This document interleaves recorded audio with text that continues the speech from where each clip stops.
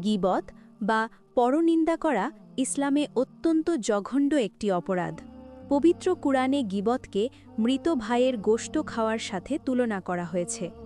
হাদিস শরীফে গীবতের শাস্তি এবং এর ভয়াবহতা সম্পর্কে অত্যন্ত কঠোর সতর্কবাণী এসেছে।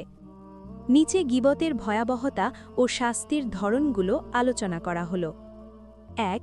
গীবতের সংজ্ঞা ও ভয়াবহতা। রাসূলুল্লাহ সাল্লাল্লাহু আলাইহি ওয়াসাল্লাম সাহাবীদের জিজ্ঞেস করলেন, তোমরা কি জানো গীবত কি? তারা বললেন, আল্লাহ ও তার রাসূলই ভালো জানেন। তিনি বললেন, তোমার কোনো ভাই পিছনে তার এমন কোনো গুণের কথা উল্লেখ করা যা সে অপছন্দ করে। বলা হলো, যদি আমার ভাইয়ের মধ্যে সেই দোষটি সত্যিই থাকে? তিনি বললেন, যদি তার মধ্যে সেই দোষ থাকে তবেই তুমি গীবত করলে, আর যদি না থাকে তবে তুমি তার ওপর অপবাদ বা তহমত দিলে। সহিহ মুসলিম। ২. গীবতের শাস্তির প্রকারভেদ। হাদিসের আলোকে গীবতকারীর জন্য কয়েকটি ভয়াবহ শাস্তির কথা জানা যায়। নখ দিয়ে নিজের মুখমণ্ডল আঁচড়ানো। মেরাজের রাতে রাসূলুল্লাহ সাল্লাল্লাহু আলাইহি ওয়াসাল্লাম এমন কিছু লোক দেখলেন যাদের নখ ছিল তামার। তারা তা দিয়ে নিজেদের মুখ এবং বুক আঁচড়াচ্ছিল।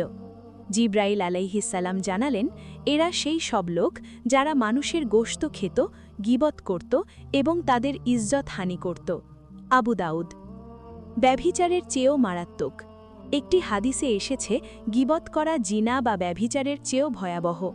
কারণ জিনা বা ব্যভিচারী তওবা করলে আল্লাহ মাফ করতে পারেন, কিন্তু গীবতকারীকে ততক্ষণ মাফ করা হয় না যতক্ষণ না যার গীবত করা হয়েছে সে মাফ করে। বাইহাকি। দুর্গন্ধময় আযাব। একবার নবীজির উপস্থিতিতে এক ব্যক্তির গীবত করা হলো। তখন সেখান থেকে পচা লাশের মতো দুর্গন্ধ বের হতে লাগল। নবীজি বললেন, এটি সেই সব মানুষের দুর্গন্ধ যারা মুমিনদের গীবত করে। জান্নাতের জানানি। গীবতকারী জান্নাতে প্রবেশ করবে না বলে কঠোর হুঁশিয়ারি দেওয়া হয়েছে। এটি মানুষের নেক আমলগুলোকে সেভাবে পুড়িয়ে নষ্ট করে দেয় যেভাবে আগুন শুকনো কাঠকে পুড়িয়ে ছাই করে দেয়। ৩. গীবত কেন এত ভয়াবহ? গীবত ভয়াবহ হওয়ার প্রধান কারণ হল এটি হাক্কুল ইবাদ বা বান্দার হকের সাথে সংশ্লিষ্ট। চুরির মাল ফেরত দেওয়া যায়, কিন্তু কারো সম্মান নষ্ট করলে তা ফিরিয়ে দেওয়া সম্ভব হয় না। কিয়ামতের দিন গীবতকারীর নেক আমলগুলো ওই ব্যক্তিকে দিয়ে দেওয়া হবে যার গীবত সে করেছিল। এক পর্যায়ে নেকি শেষ হয়ে গেলে ওই ব্যক্তির গুনাহ গীবতকারীর ওপর চাপিয়ে দেওয়া হবে। গীবত থেকে বাঁচার উপায়। ১.